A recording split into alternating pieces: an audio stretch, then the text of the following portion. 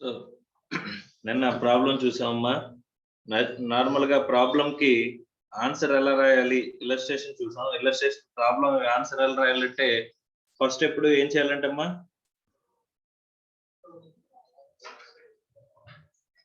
Provision ఏం చేయాలంటే అమ్మా, ప్రొవిజన్ రాయాలంటమ్మా. ఆ ప్రొవిజన్ రాసిన తర్వాత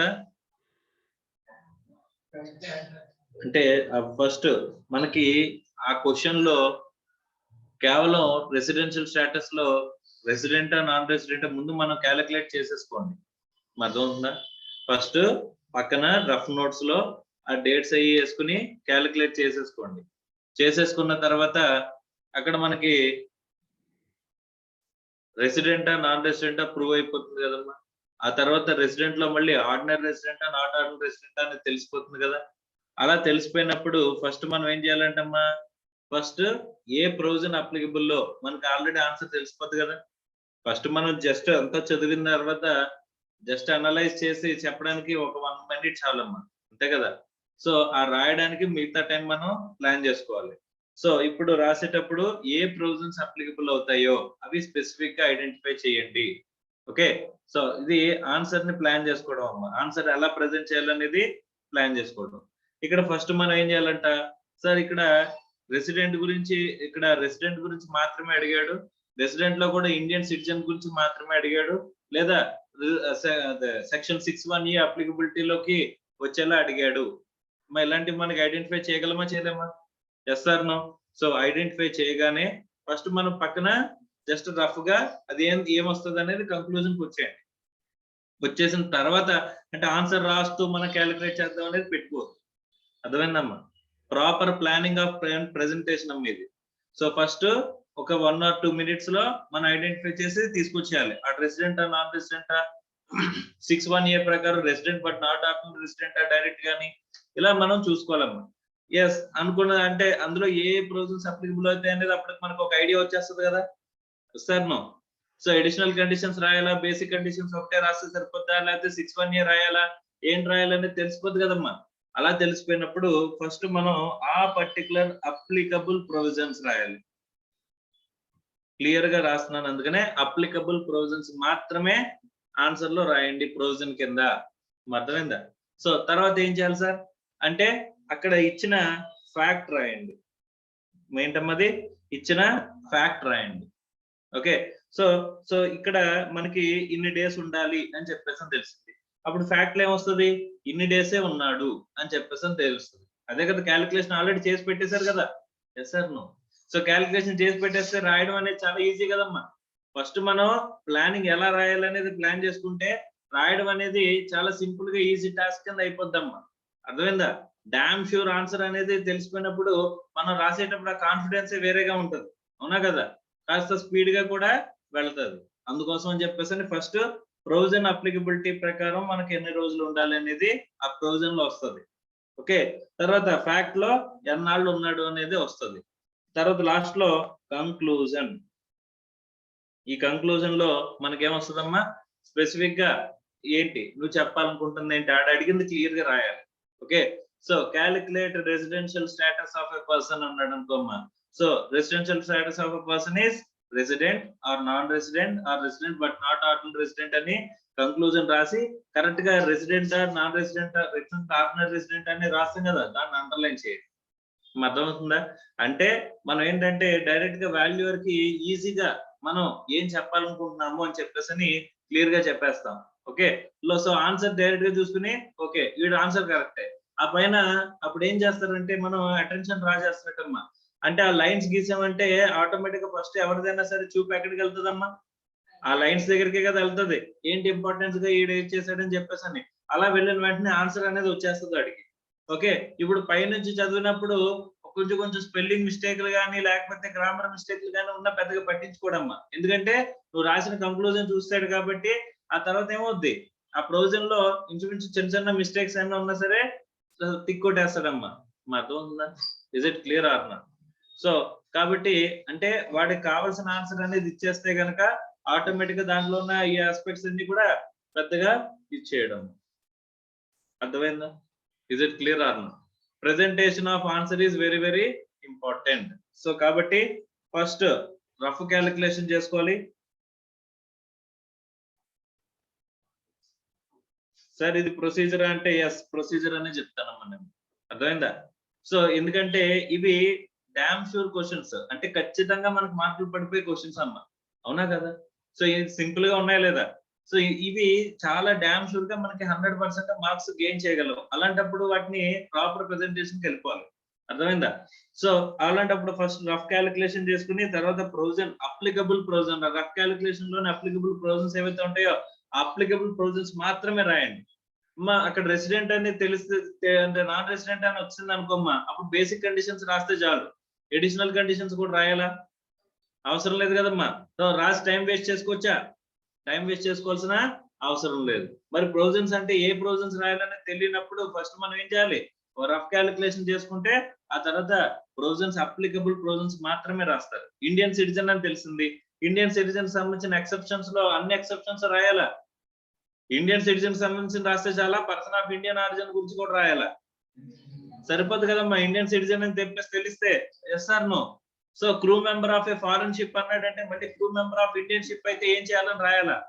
అవసరం లేదు కదమ్మా. అంటే ఏది సెలెక్టివ్ గా రాయాలి అనేది తెలియాలంటే ముందు మనం ఏం చేసుకోవాలి? రఫ్ ఆన్సర్ ముందే మనకి వచ్చేయాలి. అర్థమైందా? ఆ రఫ్ ఆన్సర్ కి ఎక్కువ టైం తీసుకోకూడదు మనం. అర్థమైందమ్మా? సో జస్ట్ 1 or 2 minutes తీసుకుని చేసేయాలమ్మా. Is it clear or not? అర్థమైందా? నెక్స్ట్, సో ఈ ఫార్మాట్ లో మాత్రం ఆన్సర్ ని ప్రెజెంట్ చేయడం మర్చిపోవద్దు. సో ప్రొవిజన్ రాసినప్పుడు ఎగ్జాక్ట్ గా ఇన్ని డేస్ ఇవన్నీ రాస్తాం, ఎన్ని డేస్ ఉండాలి ఎలాగని చెప్పేసాను. ఫ్యాక్ట్ రాయడం అంటే ఏంటి? ఫ్యాక్ట్ రాయడం అంటే క్వశ్చన్ ఎక్కించేయగలరు దయచేసి. అర్థమైందా? సో చాలా మంది ఏమంటారంటే ఫ్యాక్ట్ ఎలా రాయాలో తెలియకపోతే క్వశ్చన్ ఎక్కించేయండి అని చెప్పేసి అని అంటారు. తప్పేం లేదు, క్వశ్చన్ యాజ్ ఈజీ ఎక్కించేసిన, కాకపోతే టైం వేస్ట్ అవ్వాలి, అవునా కదా?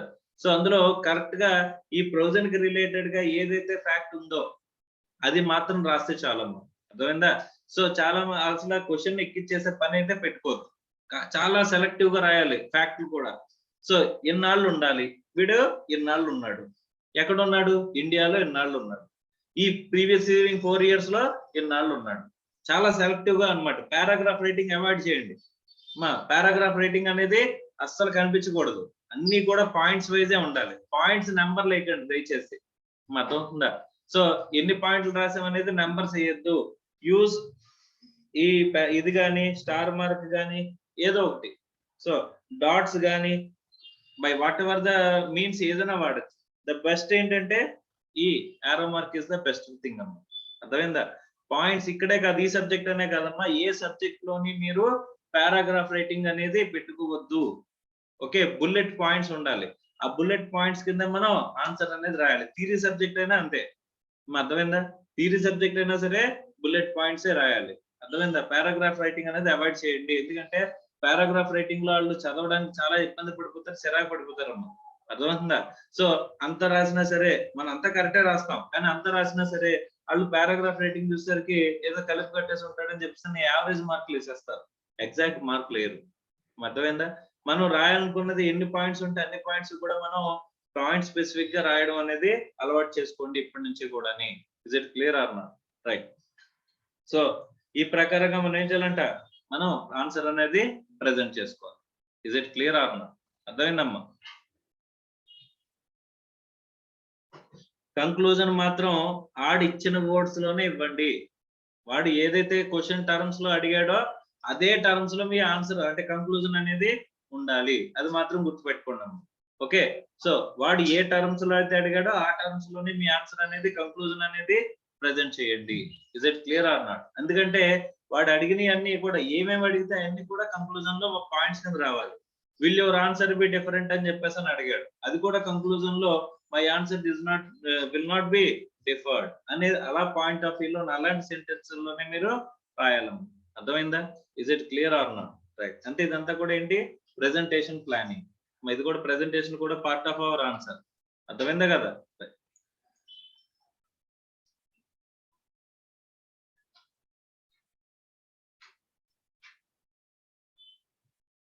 సో ఇంకా మిగిలిపోయిన ఇల్లస్ట్రేషన్స్ ఏమన్నా ఉంటే కనుక అవి మీరు చేసుకోండి అమ్మా. అర్థమైందా? చేసి డౌట్స్ అడగండి. ఏదైనా ఇల్లస్ట్రేషన్ మీకు అర్థం కాలేదు అని చెప్పేసి అని అనుకుంటే అవన్నీ కూడా మీరు ఏం చేయాలి, డౌట్స్ అడగాలి.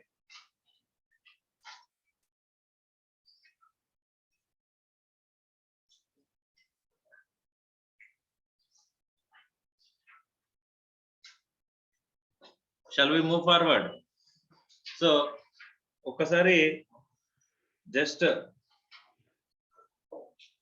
ఇండివిజువల్ గురించి మనం ఏం మాట్లాడుకున్నాం ఒక్కసారి రాసుకుందామమ్మా.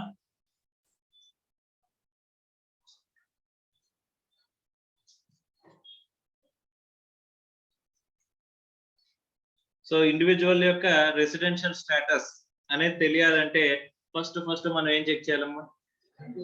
అమ్మా number of days resided in India అనేది చెక్ చేయాలి, అంతేనా? సో ఫస్ట్ ఏం చూడాలమ్మా? Basic conditions. ఏంటవి? Basic conditions. ఈ బేసిక్ కండిషన్స్ లో ఏదో ఒక కండిషన్ సాటిస్ఫై చేస్తే చాలా, లేకపోతే రెండు కండిషన్లు సాటిస్ఫై చేయాలా? So resident, non resident. Resident అంటే any one of basic conditions satisfy చేస్తాయి. ఇక్కడ none of basic conditions. Okay, so what are the basic conditions అంటే రెండు ఉన్నాయి. ఓకే, ఏంటవి? He is in India during previous year ఎన్నాళ్ళు? 182 days or more. Okay, తర్వాత second దాంట్లో ఇక్కడ మధ్యలో ఆర్ వస్తుందా ఎండ్ వస్తుందా? సో బేసిక్ కండిషన్స్ లో ఫస్ట్ కండిషన్, సెకండ్ కండిషన్ కి మధ్యలో ఆర్. ఓకే, సెకండ్ కండిషన్ ఏంటి? In India. ఫస్ట్ ఇందులో 1 ఇది ఏ అనుకోవచ్చా? 1A. ఏమని? 60 days or more during previous year. తర్వాత బి, ఇక్కడ మధ్యలో ఏమొస్తుంది? అండ్. ఏమొస్తుందమ్మా? అండ్ అంటే నెక్స్ట్ ఏంటి? 365 days or more during 4 years preceding previous year. In all two అనేది ఎక్కడన్నా రాసే ఉన్నామా మనం? అమౌంటింగ్ ఇన్ ఆల్ టు అని రాయాలి కదా, అవునా కదా? సో రెండింటికి అప్లికబుల్ అవుతుంది కాబట్టి ఇన్ ఆల్ టు.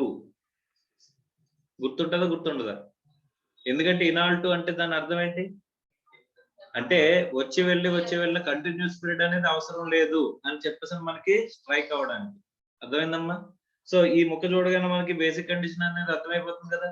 తర్వాత నెక్స్ట్ ఏం చూడాలి? వాడు రెసిడెంట్ అని చెప్పేసి ప్రూవ్ అయితే. నాన్ రెసిడెంట్ అయితే నన్ ఆఫ్ బేసిక్ కండిషన్స్. అక్కడ ఇంకేమి చేయవలసిన అవసరం లేదు. బేసిక్ కండిషన్స్ కనుక సాటిస్ఫై చేస్తే అప్పుడు అడిషనల్ కండిషన్స్. అడిషనల్ కండిషన్స్ లో ఏమవుతుంది? నెగిటివ్ ఉంది, పాజిటివ్ ఉంది. ఎటువైపు వెళ్దాం మనం? నెగిటివ్ వైపు వెళ్దాం. ఓకేనా? రైట్. సో మీకు నెగిటివ్ అంటేనే కదా ఇష్టం, రైట్? రెసిడెంట్ ఆర్డినరీ రెసిడెంటా? రెసిడెంట్ నాట్ ఆర్డినరీ రెసిడెంట్, అంతేనా? ఇక్కడ ఏం చేయాలి? ఆర్డినరీ రెసిడెంట్ ఎప్పుడు అవుతాడు? None of conditions. ఇక్కడ ఎనీ వన్ ఆఫ్ కండిషన్స్, అంతేనా? Yes or no? అదే పాజిటివ్ లో రాసుకున్నారు అనుకోమ్మా, అప్పుడు బోత్ ద కండిషన్స్ అనేమో resident, ordinary resident, any one of the condition అని చెప్పేసి సాటిస్ఫై చేయకపోతే అని చెప్పేసి అని. అమ్మా అర్థమైందా? రైట్. అప్పుడు ఇది. సో నెగిటివ్ లో ఏముందమ్మా? Non res 9 out of 10 years, 9/10 ఏమై ఉండాలి? నాన్ రెసిడెంట్ అయి ఉండాలి. ఓకే, 9/10 అంటే ఏంటి? 9 out of 10 years అని చెప్పేసి అని. ఓకే, నెక్స్ట్ ఇంకొకటి ఏంటి? 7 నాట్ ఎక్సీడింగ్ 7 to ఏంటంటే less than or equal to అని రాయచ్చా? Less than or equals to 729 days. ఎప్పుడు? During 7 years preceding previous year. అంతేనా? Yes or no? సో ఇలా రాసుకుంటే మనకి ఈజీగా basic conditions, additional conditions, applicability అర్థమవుతుందమ్మా? Yes or no? కానీ ఇక్కడ మనం ఒకటి గుర్తుపెట్టుకోవాల్సింది ఏంటంటే, ఇక్కడ ఇండియన్ సిటిజన్ అయితే కనుక మనకి ఏమవుతుంది, ఇక్కడ కొంచెం మారుతుంది కదమ్మా, ఎక్సెప్షనల్ కేసు మారుతుంది కదా. మరి ఇక్కడ ఏం చేయాలి అంటే, ఇక్కడ స్టార్ మార్క్ వేయండి. ఏం చేయాలి? ఇక్కడ ఒక స్టార్ మార్క్ వేయండి. ఈ స్టార్ మార్క్ ఎందుకు వేస్తున్నాం? ఇక్కడ కొన్ని కండిషన్స్ ఉన్నాయరా బాబు అని చెప్పేసి మనం చెప్పడం. ఓకే, సో ఇక్కడ స్టార్ మార్క్ వేసుకుని రాసుకోండి. ఏంటవి? ఇఫ్ ఇండియన్ సిటిజన్ దేనికోసం? ఎంప్లాయ్మెంట్ కోసం వెళ్తే. ఓకే, ఇక్కడ తర్వాత Indian citizen or person of Indian origin.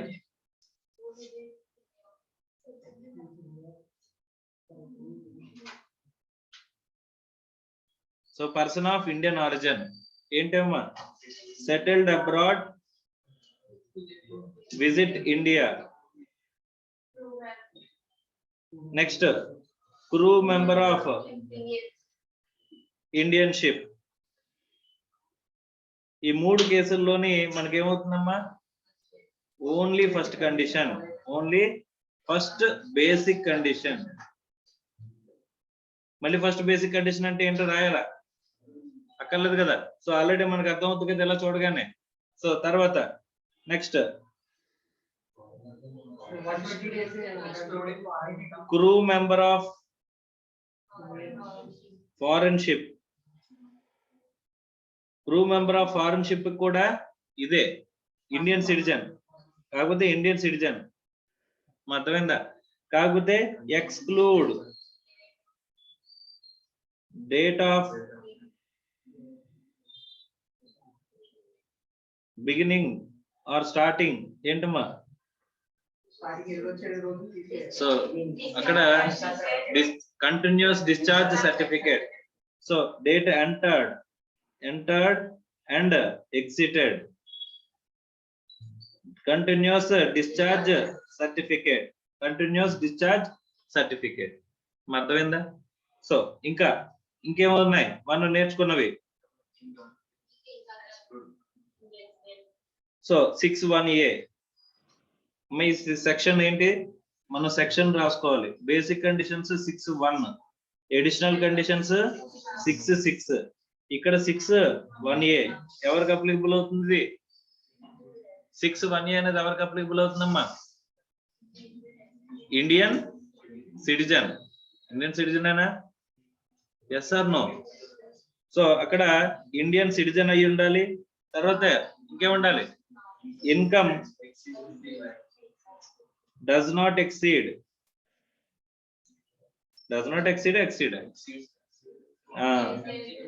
So exceed ఎంత? Income exceed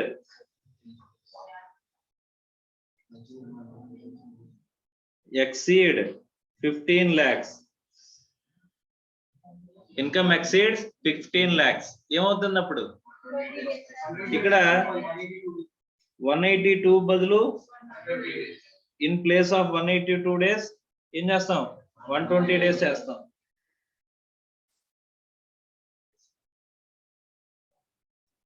in place of 182 days ఏం చేయాలి? 120 days. ఒకవేళ 120 days చేస్తే ఏమొస్తుంది? Resident but not ordinary resident అని డైరెక్ట్ గా మనం చెప్పేసి. అంతేనా? Yes or no? Clear or not? So individual గురించి మొత్తం మనం మాట్లాడుకున్నది అంతా ఇదే కదమ్మా. ఇప్పుడు మనం 2-3 పేజీలు ఏదైతే రాసామో అదంతటినీ కూడా ఒక చిన్న దీంట్లోకి వచ్చిందా రాలేదా? షార్ట్ నోట్స్ రాయడం అంటే ఏంటో అర్థమైందా? సో ఇప్పుడు నేను ఇండివిజువల్ గురించి రెసిడెన్షియల్ స్టేటస్ చదవాలంటే ఈ ఒక్కటి చూసుకుంటానమ్మా. ఇందులో అన్ని కవర్ అయినాయా, కవర్ అవ్వలేదా? Yes or no? Clear? So ఇదంతా కూర్చుకోవడం, ఇదంతా రాస్తే మీరు కరెక్ట్ అని ఒక హాఫ్ పేజ్ కూడా రాదమ్మా. అర్థమైందా? సో రెసిడెన్షియల్ స్టేటస్ అనే టాపిక్ మనకి మాక్సిమం కవర్ అయిపోతుంది. Is it clear or not? Individuals సంబంధించింది. అర్థమైందా? అర్థం కాలేదా? రైట్ అమ్మ, నేను ఎలా రాసానని ఎలాగే రాయమని కాదు, మీరు పిక్చరల్ ప్రెజెంటేషన్ ఇంకా బెటర్ గా ప్రెజెంట్ చేసి ఇంకా చిన్న దాంట్లో రాసుకుంటానన్నా షార్ట్ కట్స్ ఇక్కడ నేను ఇంకా చాలా మటుకు రాశాను, అవి రాయకుండా షార్ట్ కట్స్ వాడతానన్నా సరే ప్రాబ్లం లేదన్న. అర్థమైందా? Is it clear or not?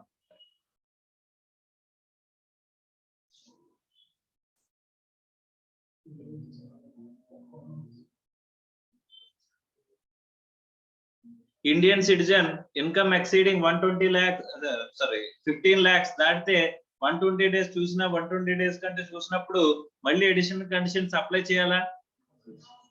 Additional conditions apply చేయక్కర్లేకుండానే డైరెక్ట్ గా రెసిడెంట్ నాట్ ఆర్డినరీ రెసిడెంట్ అని చెప్పేసి మనం చెప్పచ్చు. అంతే కదమ్మా? Yes or no? రైట్. గుర్తుంటాయా? Shall we move forward? Next ఎవరి గురించి అమ్మా? హెచ్యుఎఫ్. ఇండివిజువల్ తర్వాత ఎవరంట? మన పర్సన్ డెఫినేషన్ లో ఉన్న ప్రతి ఒక్కరి గురించి మనం రెసిడెన్షియల్ స్టేటస్ క్యాలిక్యులేషన్ మాట్లాడుకుంటామని చెప్పేసి చెప్పుకున్నాం కదమ్మా. Yes or no? Yes. Next ఎవరంటమ్మా? Hindu undivided family. Individual section ఎంతమ్మా? 6(1). ఏంటది? రెసిడెంటా నాన్ రెసిడెంటా తెలుసుకోవడానికి 6(1). అంతేనా? రైట్. ఇక్కడ ఏంటంట? Section 6(2). Okay. So as regards HUF, the residential status basically depends on the location and control of the management. అర్థమైందా? మెయిన్ ఫోకస్ ఏంటంటే దీని ఇక్కడ అక్కడ మనం ఎన్నాళ్ళు రిసైడ్ అయ్యి ఉన్నాము అని చెప్పేసి చూసాం కదా. ఇండివిజువల్స్ లో ఏం చూసామమ్మా? ఎన్నాళ్ళు ఇండియాలో రిసైడ్ అయ్యి ఉన్నాడు అని చెప్పేసి. అర్థమైందా అమ్మా? ఇక్కడ రిసైడ్ అయ్యి ఉన్నప్పుడు వెళ్ళిన రోజు వచ్చిన రోజుని ఇంక్లూడ్ చేసుకోవాలని గుర్తు లేకపోతే ఆ పక్కనే కావాలంటే అది కూడా రాసుకోవచ్చమ్మా, ఇంపార్టెంట్ పాయింట్స్ కింద. అర్థమైందా? సో వెళ్ళిన రోజు వచ్చిన రోజు రెండింటిని ఇంక్లూడ్ చేయాలి అని చెప్పేసి పాయింట్ రాసుకోవచ్చు. ఇవన్నీ కూడా మనం ఏంటి షార్ట్ నోట్స్ లో గుర్తుండడం కోసం మనం స్పెషల్ పాయింట్స్ కూడా రాసుకోవాలి. అర్థమైందా? రైట్. సో నెక్స్ట్ హెచ్యుఎఫ్ లో మనం ఏం చేస్తున్నామంట? రెసిడెన్షియల్ స్టేటస్ అనేది డిసైడ్ చేసేటప్పుడు రెసిడెంటా నాన్ రెసిడెంట్ అనేది దేని మీద ఫోకస్ ఉంటుందంటమ్మా? ఇండివిజువల్ అయితే ఎన్నాళ్ళు ఇండియాలో ఉన్నాడు అని చెప్పేసి చూస్తాం. హెచ్యుఎఫ్ కి ఎగ్జిస్టెన్స్ ఉంటుందా? హెచ్యుఎఫ్ కి ఎగ్జిస్టెన్స్ ఉంటుందమ్మా? ఉంటుందా? హెచ్యుఎఫ్ కి ఎగ్జిస్టెన్స్ ఉండదు కదమ్మా. మరి అలాంటప్పుడు ఎన్నాళ్ళు రిసైడ్ అయ్యింది హెచ్యుఎఫ్ అని చెప్పేసి చూడగలమా? చూడలేం కదమ్మా. మరి అందుకోసం అని చెప్పేసి వీడు ఏం చెప్తున్నాడంటే ఇక్కడ location and control of the management మా మేజర్ కీ డెసిషన్స్. మేనేజ్మెంట్ అంటే ఏంటి? డెసిషన్స్ తీసుకోవడమే కదమ్మా. Yes or no? So location of control and management ఎక్కడ ఉందో చూడమంటాడమ్మా. And the residential status of the manager of HUF. ఇంకోటి ఏంటంటే మేనేజర్ ఆఫ్ హెచ్యుఎఫ్ అంట. మేనేజర్ ఆఫ్ హెచ్యుఎఫ్ అంటే కర్త, అంతే కదమ్మా? కర్తే కదా మేనేజర్ ఆఫ్ హెచ్యుఎఫ్ అంటే. సో ఇక్కడ మేజర్ గా డెసిషన్స్ అనేవి ఎక్కడ తీసుకుంటున్నారు? కంట్రోల్ అండ్ మేనేజ్మెంట్ అంటే నథింగ్ బట్ డెసిషన్ మేకింగ్. అంతేనా?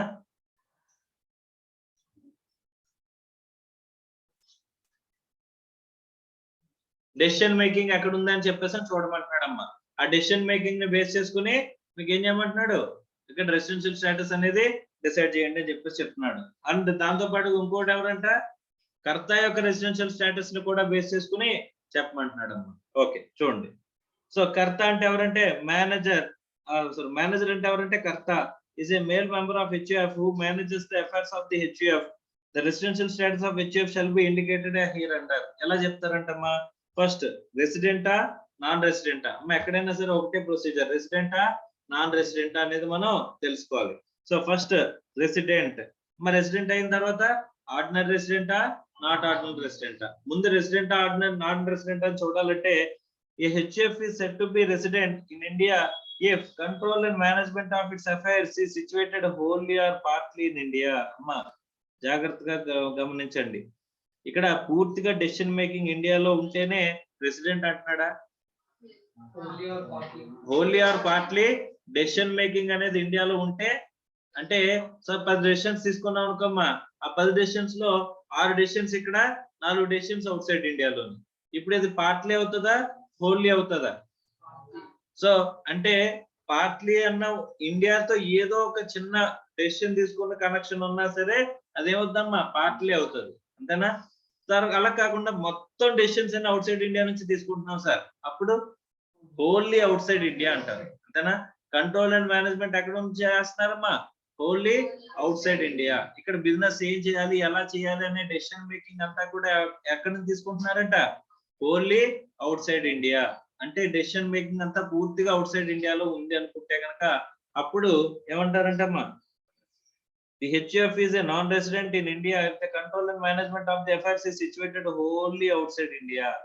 Sir partly in India, partly outside India. అప్పుడు మెజారిటీ మాత్రం అవుట్ సైడ్ ఇండియా సార్, ఒకటో రెండో ఇండియాలో సార్.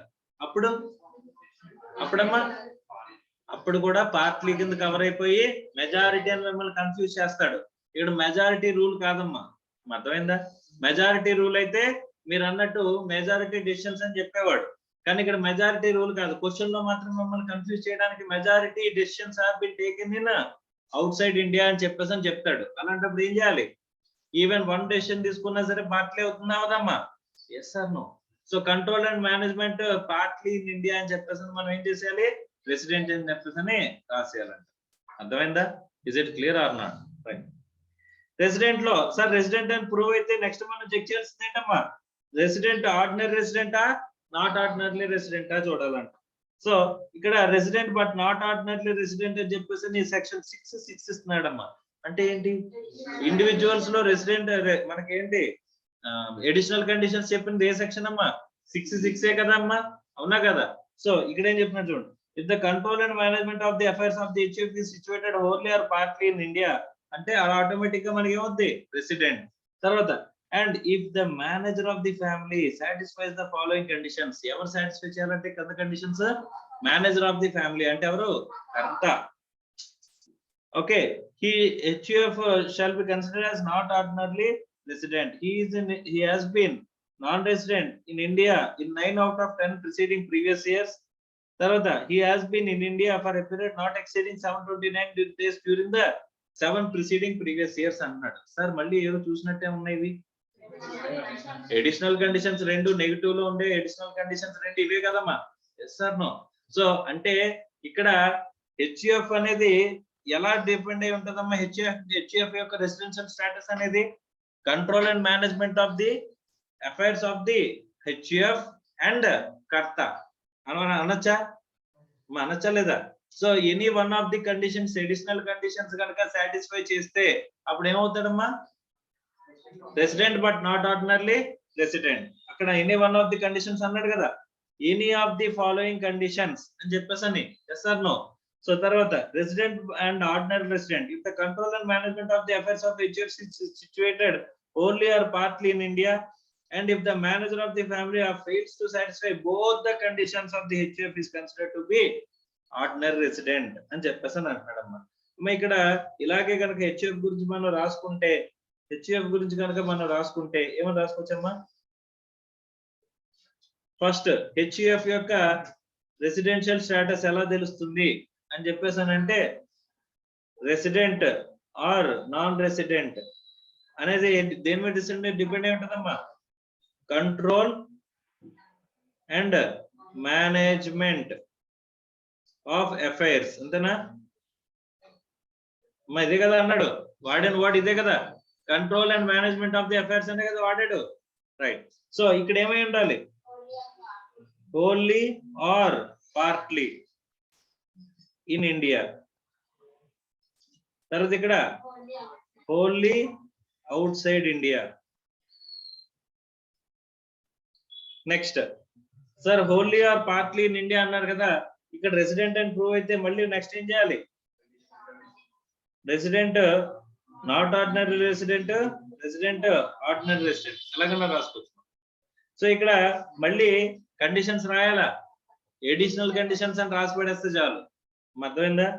కర్త ఎవరు సాటిస్ఫై చేయాలి? కర్త. అడిషనల్ కండిషన్స్ 6 ఇక్కడ ఏంటి 6(2) అంతేనా? సో అడిషనల్ కండిషన్స్ ఇక్కడ ఏమని రాయాలి? రెసిడెంట్ నాట్ ఆర్డినరీ రెసిడెంట్ అంటే any of the additional conditions. ఇక్కడ నన్ ఆఫ్ అడిషనల్ కండిషన్స్. సరిపోయిందా? Yes or no? So additional conditions ని ఏసీ అన్నాను, ఇక్కడ మళ్ళీ ఏసీ ఇక్కడ ఏసీ రాసేస్తే సరిపోతుంది. అంతేనా? Yes or no? So HUF అనేది అయిపోయిందా? HUF యొక్క రెసిడెన్షియల్ స్టేటస్ అనేది ఈజీయా కష్టమమ్మా? సో మామూలుగా థియరీ ప్రకారం పారాగ్రాఫ్ కింద చదువుకుంటే చాలా ఈ కష్టంగా ఉంటది, అర్థమైందా? కానీ ఇది మనం చూసుకున్నాం అనుకోమ్మా, ఇది జస్ట్ మనం ఇలా చూసుకున్నాం అనుకోమ్మా, ఈజీగా ఉందా లేదా? రివిజన్ చేసుకోవడానికి ఏది ఈజీ అమ్మా? బుక్ పట్టుకుని పారాగ్రాఫ్లు చదువుకోవడం బెటరా, ఇది ఎలా జస్ట్ అలా చూసుకోవడం బెటరా? ఎంతసేపులో కంప్లీట్ అయిపోద్దమ్మా? ఇక్కడ 3-4 పేజీలు తిప్పాలంటే మధ్యలో మనకి బోల్డ్ నావిగేషన్స్, బోల్డ్ ఆలోచనలు, అంతేనా? సో అలా కాకుండా జస్ట్ ఇలా రెండు బొమ్మల కింద రాసేసుకున్నాం అనుకోమ్మా, జస్ట్ ఈజీగా మనం గుర్తు పెట్టుకోవడానికి, క్యాప్చర్ చేసుకోవడానికి పిక్చర్ అనేది ఏమవుతుంది అంటేనమ్మా, పిక్చర్ ఈజ్ అంటే బెటర్ దాన్ 1000 వర్డ్స్ అని చెప్పేసి అని అంటాడు. మనకి పిక్చర్ ప్రెజెంటేషన్ చాలా బాగా గుర్తుంటది. ఇప్పుడు మనం థియరీ పేజ్ అంతా గుర్తు పెట్టుకోలేము, కానీ ఈ పిక్చర్ ని మన బ్రెయిన్ కూడా ఫోటో తీస్తుందమ్మా. మనం ఏమైనా గుర్తు పెట్టుకోవాలంటే స్క్రీన్ షాట్లు తీస్తాం కదా, అలాగా ఇక్కడ ఏంటంటే ఈ పిక్చర్ ని స్క్రీన్ షాట్ తీస్తుంది మన బ్రెయిన్. అక్కడ ఏం చేస్తుంది అంటే కరెక్ట్ గా ఇది మనం జస్ట్ అదేంటంటే ఎగ్జామ్ లోకి వెళ్ళిన తర్వాత ఈ పిక్చర్ ని చూపించేస్తుంది బ్రెయిన్. అప్పుడు దాన్ని బట్టి మనం ఏం చేయొచ్చు, పాయింట్స్ రాసేయచ్చు. అర్థమవుతుందా? Is it clear or not? So పారాలు చదువుకుంటూ వెళ్తే చదవడమే మిగులుతుందమ్మా, గుర్తుండడం అనేది ఏది కనబడదు మనకి. అర్థమైందా? So is it clear or not? So దీన్ని బట్టి మీరు ఏం చేయాలి, షార్ట్ నోట్స్ అనేది ప్రిపేర్ చేయాలి. Short notes is a very very important tool. దేనికి? ఎగ్జామ్ రాయడానిక? ఎగ్జామ్ రాయాలంటే ప్రిపరేషన్ అవసరం. ఆ ప్రిపరేషన్ కి tool is a short notes. అర్థమైందా? ప్రిపరేషన్ కి షార్టెస్ట్ టూల్ అమ్మా ఇది. Is it clear or not?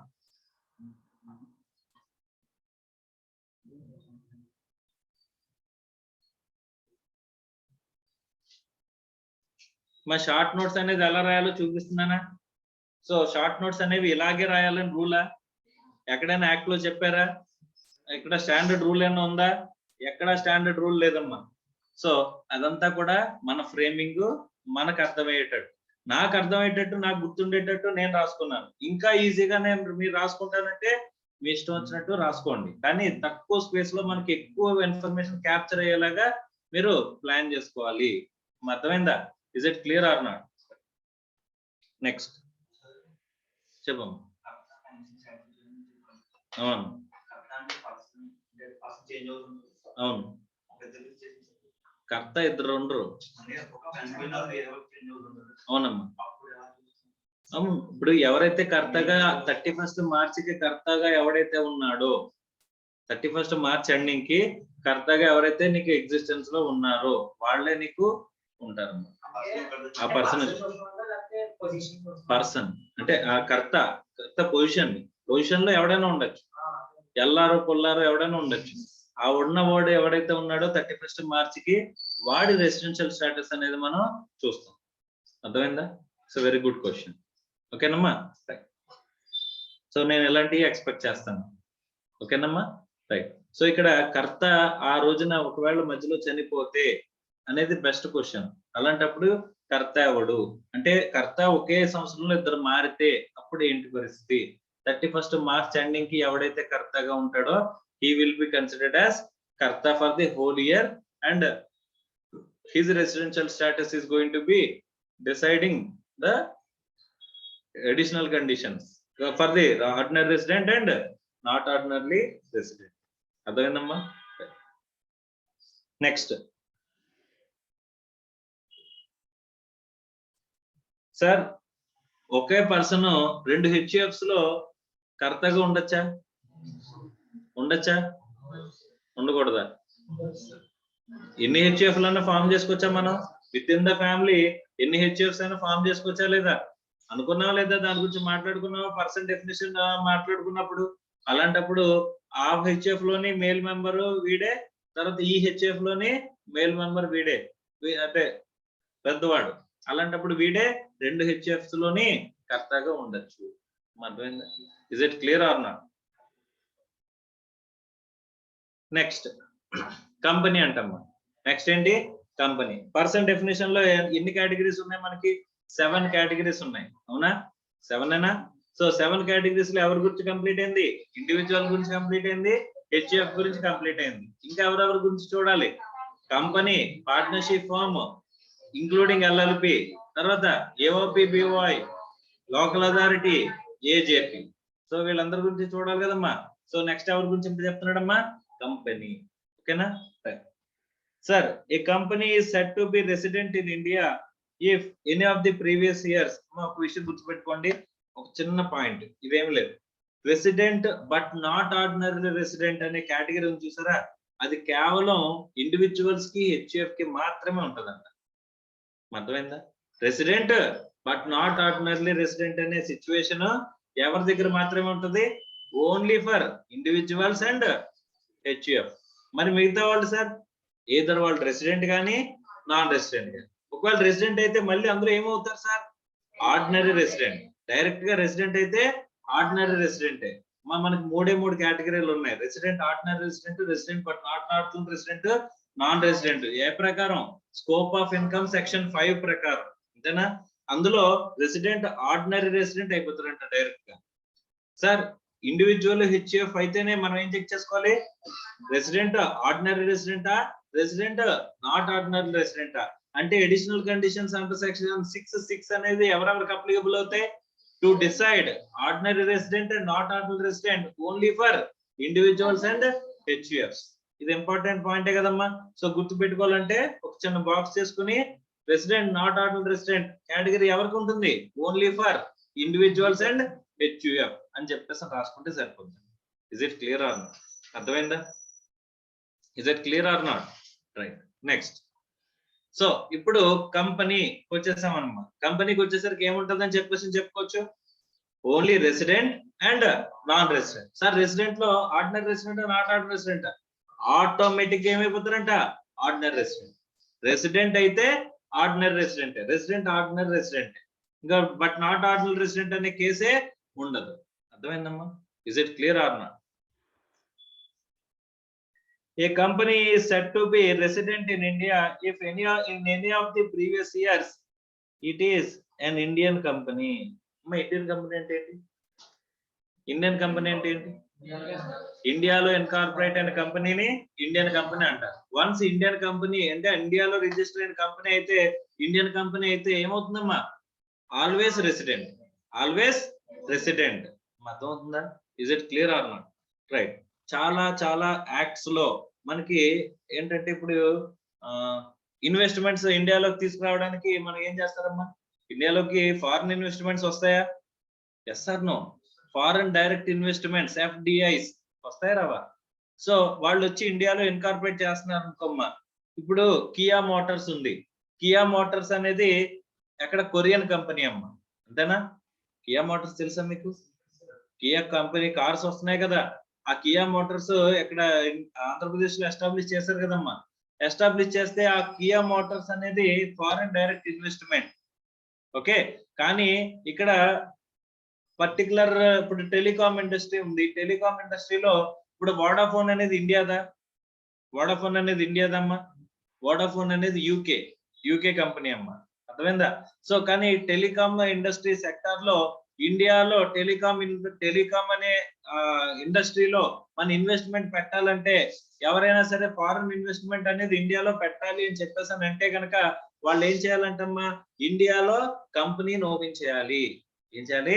ఇండియాలో కంపెనీని ఓపెన్ చేయాలి. For Indian operations we have to open A company in India compulsorily అని చెప్పేసి పెడతారమ్మా. ఆ యాక్ట్ లో ఎందుకు అలా పెట్టారు అని చెప్పేసి సపరేట్ కంపెనీ ఇన్కార్పొరేషన్ అనేది అడుగుతారమ్మా. ఎందుకు అడిగారు అనే దానికి ఇక్కడ లింక్ ఉంటుంది. అర్థమవుతుందా?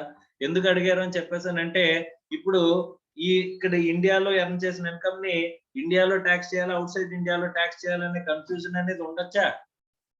ఉండకూడదు కదా, అవునా కదా? సో అంటే ఖచ్చితంగా ఇండియాలో ట్యాక్స్ చేయాలంటే ఏం చేయాలి? ఇండియాలో కంపెనీ ఇన్కార్పొరేట్ చేయించారు అనుకోమ్మా, ఏమవుతుంది? ఇండియన్ కంపెనీ అయిపోద్దా? Yes or no?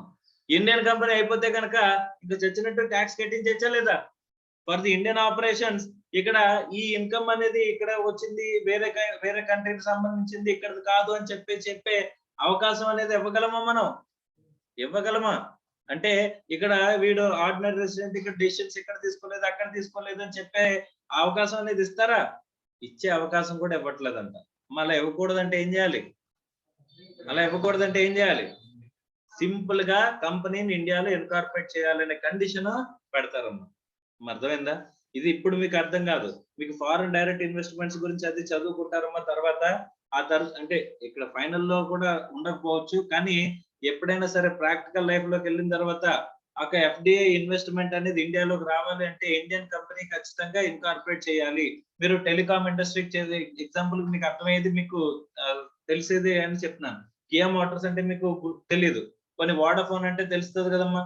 రెగ్యులర్ గా వాడే మొబైల్స్ కదా అవి, అదే ఈ సెల్ నెట్వర్క్స్ కదా, అందుకంటే చెప్తున్నాను మా వోడాఫోన్ అనేది. వోడాఫోన్ అనేది టెలికాం ఇండస్ట్రీలోకి వస్తుంది. సో టెలికాం ఇండస్ట్రీ లైసెన్స్ కావాలి అంటే కనుక ఆ లైసెన్స్ లో వన్ ఆఫ్ ది కండిషన్ ఏముంటదంటే కనుక you have to establish A company in India. ఎందుకు సార్ అని చెప్పేసి అక్కడ అంటే ఇండియాలో కంపెనీ ఎందుకు ఇన్కార్పొరేట్ చేయాలి అని చెప్పేసి అంటే దానికి లింక్ ఎక్కడమ్మా, ఇక్కడ ఇన్కమ్ ట్యాక్స్ యాక్ట్ లో వస్తుందమ్మా. ఎందుకంటే వాళ్ళని ఏం చేయాలి, ఫుల్లీ ట్యాక్సబుల్ చేయాలి మనం ఆ కంపెనీకి సంబంధించిన ఆ కంపెనీ ఆపరేషన్స్.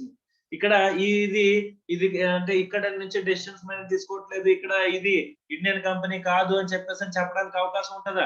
ఇండియాలో కనుక ఇన్కార్పొరేట్ అయితే ఇప్పుడు ఫారెన్ నుంచి ఆపరేట్ చేయడానికి అవకాశం ఇచ్చామనుకోమ్మా, ఏం చేస్తారు అందరూ, ఏమంటారు? సో ఇన్కమ్ నుంచి తప్పించుకునే అవకాశం అనేది వెతుక్కుంటారా వెతుక్కోరా? సో ఇప్పుడు ఖచ్చితంగా ఇండియన్ కంపెనీ అనేసారు. ఇక్కడ ఇండియన్ కంపెనీని ఏమంటున్నాము, Indian company is always resident. Resident లో కూడా ఏంటి, ఆర్డినరీలీ రెసిడెంట్ అని చెప్పేసి అనేస్తున్నామా లేదా? సో ఆటోమేటిక్ గా ఏమైపోతుందమ్మా, ట్యాక్సిబుల్ అయిపోతుందా? ఒకవేళ గ్లోబల్ ఇన్కమ్ కనుక ఇక్కడ ఈ కంపెనీకి అరైజ్ అయినా సరే అది కూడా మనం ఏం చేయొచ్చు, ట్యాక్స్ చేయొచ్చు కదమ్మా. Yes or no? సో కాబట్టి అలా కనుక మనం ట్రాన్స్ఫర్ అదే ట్యాక్స్ చేయాలనుకుంటే కనుక సో అలాంటి ఏం చేయాలంటే కండిషన్ ఏం పెట్టాలి, so whenever any investment in this industry or a sector there should be a separate incorporation is required అని చెప్పేసి అనే కండిషన్ పెట్టచ్చా? పెడితే కనుక మనకి ఏమవుద్దమ్మా, ఆటోమేటిక్ గా it is taxable in India. So కాబట్టి సో చూడండి, it is an Indian company. అమ్మా ఇండియన్ కంపెనీ అయితే ఆటోమేటిక్ ఏమైపోతుందంట, resident. Yes or no?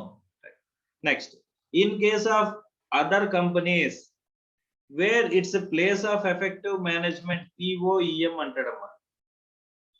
Place of effective management in that year is in India. అంటే మిగతా కంపెనీస్ లో అయితే కనుక మనం ఏం చూడాలంటమ్మా, అది ఇండియన్ కంపెనీ కాదు అనుకుంటేనే అప్పుడు ప్లేస్ ఆఫ్ ఎఫెక్టివ్ మేనేజ్మెంట్ అనేది will come in to picture. మరి జాగ్రత్తగా చూడండి, if it is Indian company మనం కళ్ళు మూసుకుని ఏం చేయొచ్చు, దట్ ఈస్ రెసిడెంట్. రెసిడెంట్ లో కూడా ఏంటి, ఆర్డినరీలీ రెసిడెంట్ అని చెప్పేసి మనం చెప్పచ్చు. ఒకవేళ ఇన్ ఎనీ అదర్ కేసు అన్నాడు, ఎనీ అదర్ కంపెనీ అంటే ఇంకేముంటాయమ్మా, Indian companies can be foreign company which is having no registered office or not incorporated in India. అంతేనా? ఇండియాలో ఇన్కార్పొరేట్ అయితే ఇండియన్ కంపెనీ కదా. ఇండియన్ కంపెనీ కాదు అని చెప్పేసి అంటే ఎనీ అదర్ కేసు అంటే ఏం చూడాలి, ఫారెన్ కంపెనీలో చూడాలి. అర్థమవుతుందా? Which is not incorporated in India. So మిమ్మల్ని కన్ఫ్యూజ్ చేయడానికి ఏమి ఇచ్చినా సరే place of effective Indian company ఇండియాలో రిజిస్టర్ అయిందని ఇస్తాడు, కానీ ప్లేస్ ఆఫ్ ఎఫెక్టివ్ మేనేజ్మెంట్ ఇండియాలో లేదు అని క్లియర్ గా రాస్తాడమ్మా. ఏమని రాస్తాడు, place of effective management is not situated in India అని రాస్తాడు. అప్పుడు మీరు కన్ఫ్యూజ్ అయిపోయి ఏమని రాయకూడదు, నాన్ రెసిడెంట్ అని రాయకండి. అర్థమవుతుందా? ఎందుకు, స్టార్టింగ్ లోనే వాడు ఏం చేశాడు, ఏ కంపెనీ ఇన్కార్పొరేటెడ్ ఇన్ ఇండియా అని చెప్పి but the companies POEM is not in India అని చెప్పేసి రాస్తాడు. ఇచ్చాడు అనుకో మా క్వశ్చన్ కన్ఫ్యూజ్ అవ్వచ్చా మనం? ఎందుకు, కంపెనీ ఇండియాలో ఇన్కార్పొరేట్ అయిందంటే ఆటోమేటిక్ అది ఇండియన్ కంపెనీ. ఇండియన్ కంపెనీ అయితే అది రెసిడెంట్. ఇంకా అక్కడ POEM చూస్తామా? POEM ఎక్కడ చూస్తాం, అదర్ దాన్ ఇండియన్ కంపెనీ అయితేనే. అర్థమైందా? Right sir, what is POEM? Place of effective management అంటే ఏంటమ్మా? అక్కడ చెప్పాడు చూడండి, POEM అంటే means place where key management and commercial decisions that necessary for the conduct of a business of an entity as a whole or in substance made. అంటే control management of the affairs and decision making. ఇక్కడ కూడా దీన్ని ఏమనొచ్చు, POEM అంటే decision making అనేచ్చా? Yes or no? POEM అంటే ఇక్కడ బోల్డ్ చెప్పాడు కదమ్మా, ఈడెంత చెప్పినా సరే మనం ఏం తీసుకుంటాం, డెసిషన్ మేకింగ్ అని అనుకోవచ్చా? ఇంకా ఈజీగా చెప్తాను నేను, వీడంత వర్డింగ్ చెప్పాడు కానీ నేను ఇంకా ఈజీగా మాట్లాడతాను. నార్మల్ గా కంపెనీలో డెసిషన్ మేకింగ్ అంతా ఎక్కడ జరుగుతుందమ్మా? బోర్డ్ ఆఫ్ డైరెక్టర్స్ మీటింగ్ లోనే కదమ్మా, అవునా కదా? సో వాట్ ఈస్ పిఓఈఎం అంటే మీరు బోర్డ్ ఆఫ్ డైరెక్టర్స్ మీటింగ్స్ ఎక్కడ జరిగాయి అని చెప్పేసి చూడాలమ్మా. ఏంటది? బోర్డ్ ఆఫ్ డైరెక్టర్స్ మీటింగ్స్ ఎక్కడ జరిగాయి అని చెప్పేసి మీరు చూడాలంట. సార్ ఇక్కడ హోల్లీ ఇన్ ఇండియా ఉండాలా, wholly or partly in India ఉండాలా? అమ్మా అక్కడ ఏమంటున్నాడమ్మా? అక్కడ ఏమన్నా చెప్పాడు అలాగా? Where place of effective management in that year is in India అని చెప్పేసి అన్నాడు అంతే. అర్థమైందా? అంటే ఇక్కడ హోల్లీ ఇన్ ఇండియా ఉండాలా, wholly or partly in India ఉండొచ్చా? హోల్లీ ఇన్ ఇండియా ఉండాలా? పోనీ నాన్ రెసిడెంట్ ప్లేస్ కూడా చూడండి ఏమని చెప్పాడు. In any other case the company shall be considered as non resident. పోనీ ఇంకో పాయింట్ చెప్పాడు. It may be noted that Indian company is always a resident company irrespective of its where the POM functions. Thus, concept of POM is relevant only in the case of foreign company in order to determine the residential status. ఇది already మనం చెప్పుకున్నది. నేను అడుగుతున్న POM అనేది wholly or partly in India ఉండాలా, wholly in India ఉండాలా?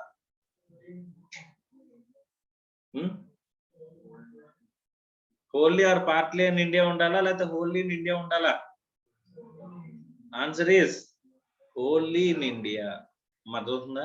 ఇటు POM అనేది ఎక్కడ ఉంది? ఆ ఇయర్ లో sir last year board of directors meetings అన్ని కూడా ఫారెన్ లో జరిగినాయి సార్, కానీ ఈ ఇయర్ లో మాత్రం బోర్డ్ ఆఫ్ డైరెక్టర్స్ మీటింగ్స్ అన్ని కూడా ఇండియాలో జరిగినాయి సార్. అప్పుడు లాస్ట్ ఇయర్ ఏమో నాన్ రెసిడెంట్, ఈ ఇయర్ ఏమవుద్ది రెసిడెంట్. అర్థమవుతుందా? Is it clear or not? మరి సగం ఉంటే నాన్ రెసిడెంట్. అర్థమైందా?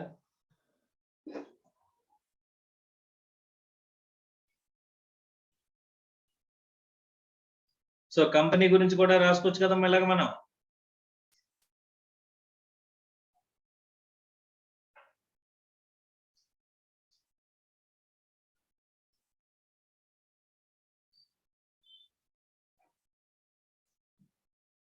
మా కంపెనీ గురించి కూడా ఎలా రాసుకోవచ్చా మనం? Yes or no? Company place లో ఏమొస్తుంది అమ్మా? Indian company, foreign company. Indian company always resident resident and ordinarily resident. Foreign company ఏం చూడాలి? పిఓఈఎం. అంతేనా? Place of effective management. దీన్ని ఏమంటాం? బోర్డ్ ఆఫ్ డైరెక్టర్స్ మీటింగ్స్ అని రాసుకోవచ్చా గుర్తుండడం కోసం? అంటే డెసిషన్ మేకింగ్ అనేది మన అల్టిమేట్ అది. సో ఇక్కడ ఏంటి? Only in India, non resident only or partly outside India. అర్థమైందా? సో ఇక్కడ ఇండియన్ కంపెనీకి పిఓఎం చూడాల్సిన అవసరం ఉందా లేదా? నో. సో మళ్ళీ ordinary resident and not ordinary resident ఉంటుందా? సో మనం ఇక్కడ పాయింట్ రాసుకోవచ్చు ఏమని? RNOR ఎవరికంట? ఓన్లీ ఫర్ ఎవరికమ్మా? Individuals HUF. అంతమైందా? ఇది రాసుకుంటే మనకి ఇంకెవరికి వాళ్ళకి తప్ప ఇంకెవరికి ఉండదని చెప్పేసి విషయం అర్థమవుతుంది కదమ్మా. Yes or no?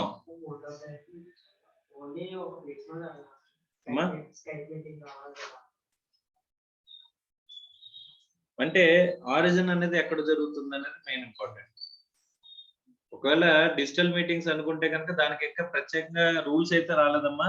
ఈ కరోనా వస్తుందని చెప్పేసి ఎవడు ఊహించలేదు కదా, అందుకోసమని. కానీ మెయిన్ అలాంటప్పుడు ఏం చేయాలంటే జస్ట్ మనం ఏంటంటే మేజర్ మనకి ఇంటర్ప్రిటేషన్ చూస్తే కనుక ఎక్కడ సిచ్యువేట్ అయిందని చూస్తున్నాడు. అంటే డెసిషన్ మేకింగ్ ఎక్కడ సిచ్యువేట్ అయిందని చెప్పేసాను. అంటే మెజారిటీ ఎక్కడ మనం డెసిషన్ తీసుకుంటున్నాం అనేది పాయింట్ అనమాట. అర్థమవుతుందా? రైట్. అంటే సో అక్కడ నుంచి ఎక్కడ నుంచి మనకి ఇన్స్ట్రక్షన్ అనేది ఫైనల్ ఇన్స్ట్రక్షన్ అనేది వస్తుంది అంటే బోర్డ్ ఆఫ్ డైరెక్టర్స్ మీటింగ్ ఒక చైర్పర్సన్ ఉంటాడా? బోర్డ్ ఆఫ్ డైరెక్టర్స్ మీటింగ్ లో కూడా ఒక చైర్పర్సన్ ఉంటాడా? వాడు ఎక్కడ సిచ్యువేట్ అయి ఉంటాడో వాడు చెప్పిందే కదమ్మా ఫైనల్ అవుతుంది. Yes or no? సో అలాంటప్పుడు అక్కడే డెసిషన్ మీటింగ్ అనేది జరిగినట్టు అన్నమాట. అర్థమైందా? Is it clear or not? In case of meetings or of Zoom meetings. ఇదంతా జస్ట్ ఇంటర్ప్రిటేషనే. అర్థమైందా? రైట్. దానికంటూ సపరేట్ ఏం రాలేదు, రూల్స్ ఏమీ రాలేదు, గైడెన్స్ కానీ రాలేదు. సో దానికి సంబంధించిన సర్క్యులర్స్ అండ్ నోటిఫికేషన్స్ లేవు, దానికి సంబంధించిన రూల్స్ కూడా సిబిడిటి ఫ్రేమ్ చేయలేదు. అర్థమైందా? నెక్స్ట్ మా తర్వాత ఎవరి గురించి మాట్లాడుతున్నామమ్మా? Firm, AOP and every other person. అమ్మా మనకి పర్సన్ డెఫినేషన్ లో ఇంకా మిగిలిపోయింది ఎవరు? Partnership firm including LLP, AOP, BOI, local authority, AJP. అమ్మ local authority is always, local authority అంటే లోకల్ గవర్నమెంట్. లోకల్ గవర్నమెంట్ ఎక్కడైనా అదే మనకి నాన్ రెసిడెంట్ అయ్యే అవకాశం ఉందా? సో దాని గురించి చెప్పుకున్నా చిరాకే, అంతేనా? Yes or no? So always అది ఏమవుతుంది? Resident. Next, a firm, AOP and every other person is considered as resident if control and management is ఎక్కడ ఉండాలంట? Situated wholly or partly in India. ఏంటంటమ్మా? Wholly or partly in India. If the control and management is situated outside, wholly outside India, such firm or AOP or any other person is considered as non-resident. ఏమంటారంటమ్మా? Non resident. ఇప్పుడు wholly outside India. ఎక్కడో చూసినట్టుంది? HUF, అంతేనా? Second దాంట్లో మనం HUF చూసాం కదా. HUF లో అయితే ఫర్దర్ గా రెసిడెంట్, నాట్ ఆర్డినరీ రెసిడెంట్ చూసాం, అంతేనా? రెసిడెంట్ ఆర్డినరీ రెసిడెంటా, నాట్ ఆర్డినరీ రెసిడెంటా అని. కానీ ఇక్కడ ఇంకేం చూడాల్సిన అవసరం లేదు. రెసిడెంట్ నాట్ ఆర్డినరీ రెసిడెంటా చూడాల్సిన అవసరం లేదు. ఓన్లీ రెసిడెంటా, నాన్ రెసిడెంటా. అంటే హెచ్యుఎఫ్ రెసిడెంటా, నాన్ రెసిడెంటా రూల్ అనేది మిగతా అన్నిటికీ కూడా అదే అప్లికబుల్ అవుతుంది. కంట్రోల్ అండ్ మేనేజ్మెంట్ అక్కడ కూడా మనం మాట్లాడుకున్నది, అవునా? సో కంట్రోల్ అండ్ మేనేజ్మెంట్ అనేది wholly or partly in India ఉంటే రెసిడెంట్. రెసిడెంట్ లో మళ్ళీ ఏమవుతాడు? Ordinary resident. ఒకవేళ హోల్లీ అవుట్ సైడ్ ఇండియా ఉంటే నాన్ రెసిడెంట్. అర్థమైందా? What is control and management? In decision making. Okay, right. So ఇక్కడ మీరు కంట్రోల్ అండ్ మేనేజ్మెంట్ గురించి 2 పేరాలు ఇచ్చాడమ్మా. సో ఈ 2 పేరాలు చదువుకున్నా సరే మీకు ఏమర్థం అవుద్ది? డెసిషన్ మేకింగ్ అనేది మీకు అర్థం అవుతుంది. ఓకేనా? రైట్.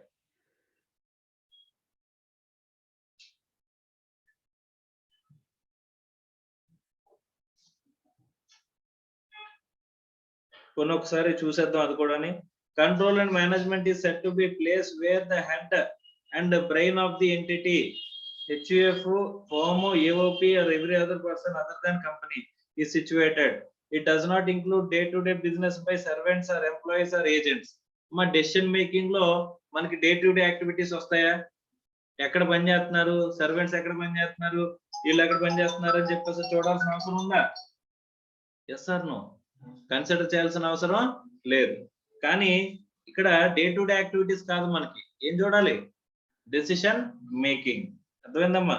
సో ఏమన్నాడు? Head and brain.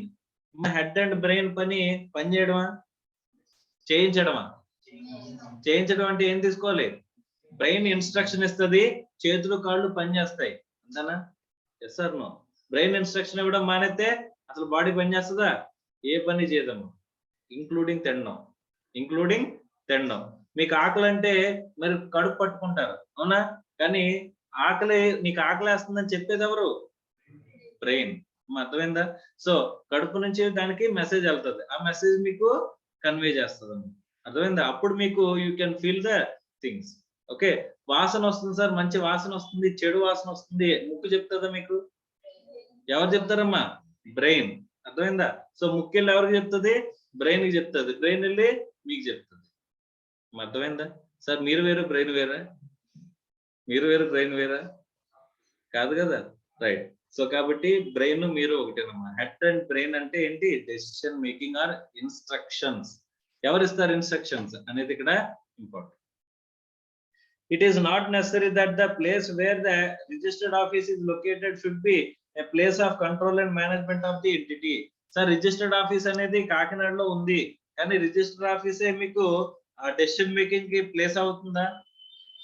ఇక్కడ పార్ట్నర్షిప్ ఫర్మ్ ఉంది, పార్ట్నర్షిప్ ఫర్మ్ యొక్క రిజిస్టర్డ్ ఆఫీస్ కాకినాడలో ఉంది, కానీ మేమంతా కలిపి శ్రీలంక వెళ్ళిపోయి శ్రీలంకలో డెసిషన్ తీసుకుంటున్నాం. ఓకే, పార్ట్నర్స్ అందరూ కలిపి అవుట్ సైడ్ ఇండియా వెళ్ళిపోయి అక్కడ డెసిషన్స్ తీసుకుంటున్నాం. సార్ మీ రిజిస్టర్ ఆఫీస్ కాకినాడలో ఉంది కాబట్టి, ఇండియాలో ఉంది కాబట్టి that should be treated as resident, ordinary resident అనొచ్చా? అలా చెప్పాడు. కంట్రోల్ అండ్ మేనేజ్మెంట్ అని చెప్పాడు. అర్థమైందా? కంట్రోల్ అండ్ మేనేజ్మెంట్ చూడాలా, ఆఫీస్ ఎక్కడ రిజిస్టర్ అయిందని చూడాలా? కంపెనీ ప్లేస్ లో. కంపెనీ అయితే మాత్రం ఇన్కార్పొరేషన్ చూడాలమ్మా. అర్థమైందా? పార్ట్నర్షిప్ ఫామ్ యొక్క రిజిస్టర్ ఆఫీస్ ఇండియాలో ఉందని చెప్పేసి పార్ట్నర్షిప్ ఫామ్ ని రెసిడెంట్, ఆర్డినరీ రెసిడెంట్ అనేస్తామా? కంపెనీ యొక్క రిజిస్టర్ ఆఫీస్ ఇండియాలో ఉందని చెప్పేసి ఆ కంపెనీని రెసిడెంట్, ఆర్డినరీ రెసిడెంట్ అనేస్తామా? అనేస్తాం. అంతే కదమ్మా? Yes or no? క్లారిటీ వచ్చిందా రాలేదా? Right. So for instance, if the register office of the firm situated in Colombo, Sri Lanka, it is not necessary that the partners of the firm shall be only in Sri Lanka and manage the affairs of the firm. అంటే మన register office ఎక్కడ ఉందంట? శ్రీలంకలో ఉందంట, కానీ మన కాకినాడలో decisions తీసుకుంటున్నాం అంట. అప్పుడు రెసిడెంట్. ఆ పార్ట్నర్షిప్ అనేది ఎక్కడ ఉంది? ఎక్కడ ఇన్కార్పొరేట్ అయింది? ఎక్కడ రిజిస్టర్ ఆఫీస్ ఉంది? అవుట్ సైడ్ ఇండియాలో, కానీ ఇండియాలోంచి డెసిషన్ తీసుకుంటున్నాం అంటే ఏమైపోతుంది? ఆటోమేటిక్ గా resident. In case the affairs of the are managed in Mumbai, it denotes that the control and management of the affairs of the firm is situated in India. కొలంబోలో మనకి ఏం జరుగుతుందంట? Register office ఉందంట, కానీ decision making అంతా ఎక్కడ జరుగుతుంది? ముంబై నుంచి జరుగుతుందంట. అలాంటప్పుడు ఏమవుతుంది? రెసిడెంట్ అవుతుంది. ఆ పార్ట్నర్షిప్ ఫర్మ్ రెసిడెంట్ అవుతుంది. అర్థమైందా? Is it clear or not? So person definition లో ఉన్న అందరికి రెసిడెన్షియల్ స్టేటస్ కంప్లీట్ అయిందా? కంప్లీట్ అవ్వలేదు. అయిందా? అవ్వలేదా? సింపుల్ గా ఏం చెప్పాడు మనకి? ఇండివిజువల్ చెప్పాడు, హెచ్యుఎఫ్ చెప్పాడు, కంపెనీ చెప్పాడు. మిగిలిన వాళ్ళందరికీ కలిపేసి ఒకటే ప్రొవిజన్ చెప్పేశాడు. అర్థమైందా? లోకల్ అథారిటీకి చెప్పాడు ప్రొవిజన్. లోకల్ అథారిటీకి ప్రొవిజన్ చెప్పాడంటే చిరాగ్గా ఉంటుంది. Local authority is always resident and ordinarily resident. అర్థమైందా? Is it clear or not?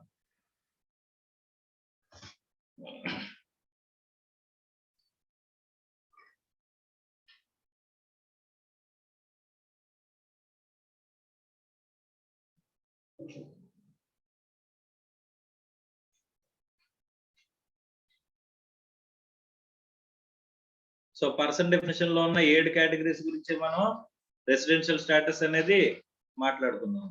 ఓకేనా? అంటే ఇప్పుడు మీరు రెసిడెంట్, ఆర్డినరీ రెసిడెంటా, నాట్ ఆర్డినరీ రెసిడెంటా, నాన్ రెసిడెంటా అనేది మీరు చెప్పగలరా? చెప్పలేరా? Yes or no? సెక్షన్ 6 ప్రకారం can you decide a person is a resident or ordinary resident and resident but not ordinary resident and non resident? చెప్పగలరా? చెప్పలేరమ్మా? With this background, we can go to section 5, scope of income. మా వెళ్ళొచ్చా? Scope of income లో ఇప్పుడు ఎవరి చేతిలో taxable అవుతుందనే point కి మనం వెళ్ళొచ్చా లేదా? ఏ ఇన్కమ్ ఎవరి చేతిలో ట్యాక్సిబుల్ అవుతుంది?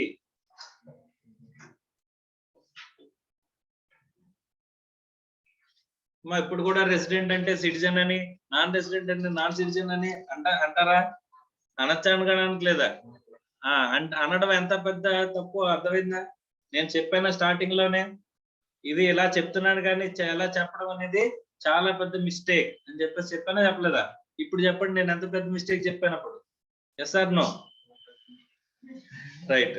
సో కాబట్టి ఇప్పుడు ఏంటంటే next scope of total income అమ్మ. స్కోప్ ఆఫ్ టోటల్ ఇన్కమ్ లో ఇప్పుడు చెప్పండి, ఇన్కమ్ ఎక్కడ ఎక్కువ అయిందంటే అవుట్ సైడ్ ఇండియాలో ఎక్కువ అయిందంట. ఇన్కమ్ ఎక్కడ రిసీవ్ అయిందంటే ఏ రిసిప్ట్? ఫస్ట్ రిసిప్ట్ ఎక్కడ రిసీవ్ అయిందంటే అవుట్ సైడ్ ఇండియాలో రిసీవ్ అయిందంట. Okay, but I'm a resident in India. ఏమవుతుంది? Taxable or not? Yes or no? Resident అంటే ట్యాక్సిబుల్ అయిపోతుందా? రెసిడెంట్ లో మళ్ళీ ఏం చూడాలి? Ordinary resident, not ordinary resident చూడక్కర్లేదా? చూడాలా లేదా? సో ఆర్డినరీ రెసిడెంట్ అయితే ట్యాక్సిబుల్ అవుతుంది sir. Resident, not ordinary resident అయితే మీరు ఎర్న్ చేసిన ఇన్కమ్ అనేది ప్రొఫెషన్ నుంచా, బిజినెస్ నుంచా చూడాలి సార్. ప్రొఫెషన్ అయితే సెటప్ ఇన్ ఇండియా చూడాలి, బిజినెస్ అయితే కంట్రోల్డ్ ఇన్ ఇండియా చూడాలి. ఈ రెండు కాకపోతే అసలు ట్యాక్సిబుల్ కాదని చెప్పేసి చెప్పాలి. అనాలా లేదా? అనుకుంటా డైరెక్ట్ గా ఏం చెప్పేస్తున్నారు? చెప్పచ్చమ్మా అలాగా? Yes or no? Right. So don't fall into the trap. Assumption తీసుకున్నారా? అజంప్షన్ ని ముందు రాసి ఆ తర్వాత మీ ఆన్సర్ రాయాలి. అవునా? అజంప్షన్ వెంటనే రాయాలని చెప్పారు, నోట్స్ కింద రాయాలని చెప్పాను. నా దగ్గర మీ ఆశలు. సో అజంప్షన్ అనేది ఆ పాయింట్ పక్కనే రాయాలని చెప్పానా? అంతేనా? నోట్స్ అనేవి రాసేటప్పుడు కింద రాయాలి. ఇప్పుడు ఆ పర్టికులర్ పాయింట్ ఎలా వచ్చిందో తెలియాలంటే పక్కనే తెలియాలన్నమాట ఆ అజంప్షన్ అనేది. అర్థమైందా? మీరు రాయాలనుకున్న మీ తెలివితేటల్ని అంటే మీ బల ప్రదర్శన అంతా ఎక్కడ చేయమన్నాను? నోట్స్. ఓకే, నోట్స్ బల ప్రదర్శన అంటే ఉండొచ్చు ఉండకపోవచ్చు, అది రాస్తేనే మార్కులు పడతాయని లేదు. కానీ అజంప్షన్ అది రాస్తేనే మీ ఆన్సర్ కరెక్ట్ అవుతుంది, లేకపోతే తప్పు అయిపోతుంది. ఇప్పుడు చెప్పండి, ఎప్పుడు చెప్పాలి అజంప్షన్?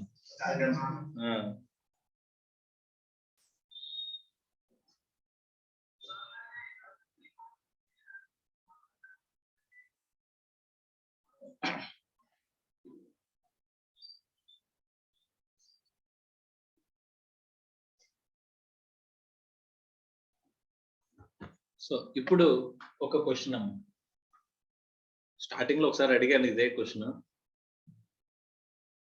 ఇండియాలో మీరు ఏం చేశారంటే ఒక 10 లక్షల రూపాయలు పెట్టి ఒక మిషనరీ కొన్నారు. ఓకే, ఆ మిషనరీ నేను మీ దగ్గర నుంచి ఆర్డర్ పెట్టుకున్నాను, మీరు నాకు ₹1,00,00,000 అమ్ముతున్నారు. ఎంత ప్రాఫిట్ అమ్మా? 90 lakhs. అంతేనా? ఈ 90 lakhs మీకు ట్యాక్సిబుల్ అవుతుందా అవదా? ఇండియాలో మీకు ట్యాక్సిబుల్ అవుతుందా అవదా? ఇండియాలో మీకు ట్యాక్సిబుల్ అవుతుందా అవదా? మీరు ఎక్కడ అమ్ముతున్నారు? ఆ రెసిడెన్షియల్ స్టేటస్ చూడాల్సిన అవసరం లేదు. ఎందుకంటే ఎక్రు అనేది ఎక్కడ జరుగుతుంది? సేల్ ఎక్కడ జరుగుతుంది? ఇండియాలో. అంటే మీరు ఎక్కడి నుంచి అమ్ముతున్నారు? ఇండియాలో అమ్ముతున్నారు అని స్పెసిఫిక్ గా స్టార్టింగ్ లోనే స్టార్ట్ చేశాను. అర్థమైందా? సో అది నాన్ రెసిడెంట్ కూడా ఇన్కమ్ ఎక్కువ అరైజ్ ఇన్ ఇండియాలోకి వస్తుంది కదమ్మా. Yes or no? అర్థమైందా? క్లియర్? ఇప్పుడు చెప్పండి, అవుట్ సైడ్ ఇండియాలోంచి నేను ఫ్లిప్కార్ట్ లో ఆర్డర్ పెట్టుకున్నాను. ఫ్లిప్కార్ట్ తెలుసా? అందులో ఓన్లీ ఇండియాలో అమ్మే వాళ్ళే ఉంటారా? మీకు తెలుసా ఎక్కడి నుంచి అమ్ముతున్నారో తెలుసా? అక్కడ మీకు ఫ్లిప్కార్ట్ లో మీరు ఏదైనా క్లిక్ చేశారనుకోమ్మా, అక్కడ క్లిక్ చేస్తే ఆ పర్టికులర్ వెండర్ ఎవడైతే ఉన్నాడో ఆ వెండర్ దగ్గరికి ఆర్డర్ ప్లేస్ అవుతుందమ్మా. Flipkart is a platform, online platform. Okay, so ఇలా ఆన్లైన్ అంటే ఎవరెవరైతే అమ్మడానికి ఇట్స్ ఏ మార్కెట్ అమ్మా. ఎలాంటి మార్కెట్ అంటే the intended sellers and intended buyers ఇద్దరు కూడా మీట్ అయ్యే ఒక place of platform, but it is in a online platform. Okay, so నేను ప్రోడక్ట్ ని క్లిక్ చేస్తే ఆ ప్రోడక్ట్ ని ఎక్కడి నుంచి సప్లై చేస్తున్నాడో మీకు తెలుస్తుందమ్మా. తెలుస్తుందా? మీకు డెలివరీ వచ్చేంత వరకు కూడా షిప్పింగ్ అడ్రస్ ఎక్కడి నుంచి బిగిన్ అయిందో కూడా మీకు తెలియదమ్మా. షిప్మెంట్ అడ్రస్ మీద ఉంటుంది, కానీ ఎక్కడి నుంచి ఆరిజినేట్ అయింది అనేది మీకు తెలియదు. సపోజ్ అవుట్ సైడ్ ఇండియా నుంచి వచ్చింది అనుకోమ్మా, అవుట్ సైడ్ ఇండియా నుంచి వచ్చింది అనుకో. ఓకే, మీరు ఆర్డర్ పెట్టుకుంటే ఇప్పుడు వాడికి ఇన్కమ్ అనేది ట్యాక్సిబుల్ అవుతుందా అవదా? వాడికి ఆ ఇన్కమ్ అనేది ట్యాక్సిబుల్ అవుతుందా అవదా? ఏమవుతుంది? ఇది ఎక్రు ఆర్ అరైజ్ ఎక్కడ జరిగినట్టు? Outside ఇండియాలోనా?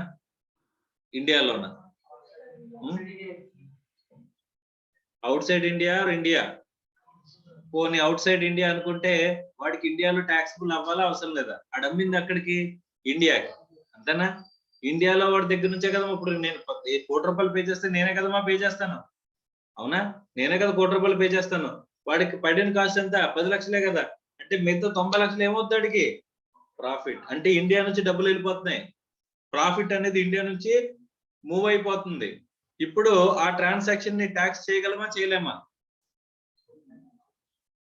అంటే మనం డైరెక్ట్ గా చెప్పగలమా అంటే ఇక్కడ ఓన్లీ ఎక్రు ఆర్ అరైజ్ అన్నాడు, కానీ ఇంకోటి ఏమన్నాడు? అదొకటే అని ఊరుకోలే, డీముట్టు ఎక్రు ఆర్ అరైజ్ అన్నాడమ్మా. ఒకవేళ డీముట్టు ఎక్రు ఆర్ అరైజ్ లో కనుక కవర్ అయితే అప్పుడు మనకి ఏమవుతుంది? డీముట్టు ఎక్రు ఆర్ అరైజ్ లోకి కవర్ అయింది అనుకోమ్మా, అప్పుడు ట్యాక్సిబుల్. అర్థమైందా? Is it clear or not? So ఒకవేళ డీముట్టు ఎక్రు ఆర్ అరైజ్ లో కవర్ అవ్వలేదంటే అప్పుడు మనం ఏం చెక్ చేయాలి? whether received in India, first receipt is in India అని చూడాలి. No first receipt is in outside India అనుకోమ్మా, అప్పుడు deemed to accrue or arise in ఇండియాలో కవర్ అవ్వలేదు, accrue or arise in India కాదు, ఇక్కడ రిసీవ్డ్ ఇన్ ఇండియా కాదు, received outside India అని చెప్పేసానంటే మనం ట్యాక్స్ చేయగలమమ్మా.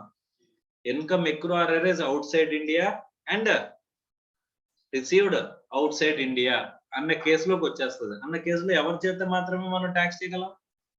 రెసిడెంట్ ఆర్డినరీ రెసిడెంట్ కేసులోని, రెసిడెంట్ నాట్ ఆర్డినరీ రెసిడెంట్ కేసులో 2 సిచ్యువేషన్స్ లోని ట్యాక్స్ చేయగలం. మిగతా అన్ని చోట్ల ఏం చేయగలమా? Not tax. If is proved to be non resident then అప్పుడు ఏమవుతుంది? Not tax. అర్థం అవుతుందా? అంటే ఇప్పుడు మనం ఏం చెక్ చేసుకోవాలి?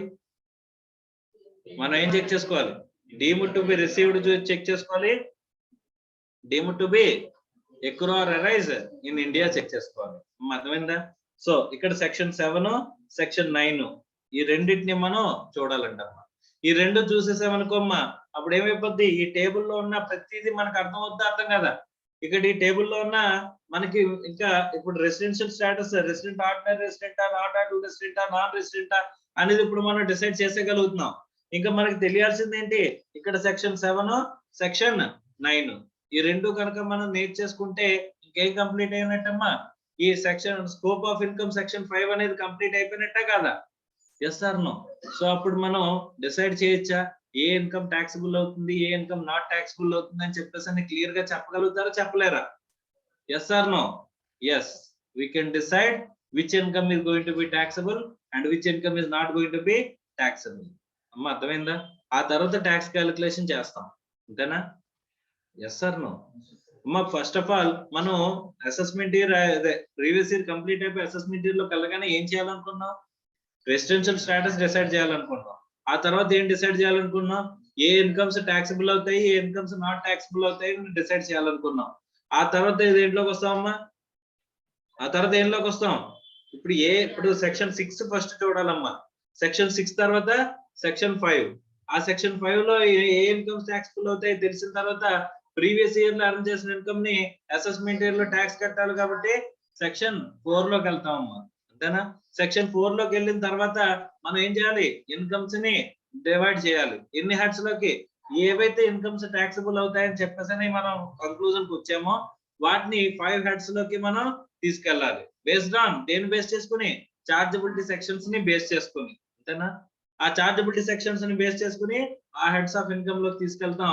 ఆ ఇన్కమ్స్ ని ఆ హెడ్ ఆఫ్ ఇన్కమ్ లో చెప్పిన ప్రొవిజన్స్ ప్రకారం అప్లై చేసిన తర్వాత final income from the house property, income from the salaries, income from the PGBP, income from capital gains, income from other sources decide అవుతాం. ఆ డిసైడ్ అయిపోయిన కంక్లూడెడ్ అమౌంట్స్ ఆ head లో వచ్చే ఇన్కమ్ ఏవైతే ఉంటాయో ఆ ఇన్కమ్స్ అన్నిటిని తీసుకెళ్లి కలిపితే గ్రాస్ టోటల్ ఇన్కమ్ వస్తుంది. అందులోంచి చాప్టర్ 6A డైరెక్షన్ తీసేస్తే నెట్ టోటల్ ఇన్కమ్ వస్తుంది. ఆ నెట్ టోటల్ ఇన్కమ్ ని ఇన్కమ్ ట్యాక్సిబుల్ అంటారు స్పెషల్ రేట్స్, ఇన్కమ్ ట్యాక్సిబుల్ అంటారు నార్మల్ రేట్స్. రౌండింగ్ ఆఫ్ చేసిన తర్వాత income taxable under normal rates, income taxable under special rates. ఈ స్పెషల్ రేట్స్ అనేవి ఎక్కడ ఉంటాయి? ఇన్కమ్ ట్యాక్స్ యాక్ట్ లోనే ఉంటాయి. ఈ నార్మల్ రేట్స్ అనేవి ఎక్కడ ఉంటాయి? ఫైనాన్స్ యాక్ట్ లో ఉంటాయి. దాన్ని బేస్ చేసుకుని తర్వాత దానికి సర్చార్జ్ యాడ్ చేయడం, తర్వాత రోజు మార్జినల్ తీసేయడం, తర్వాత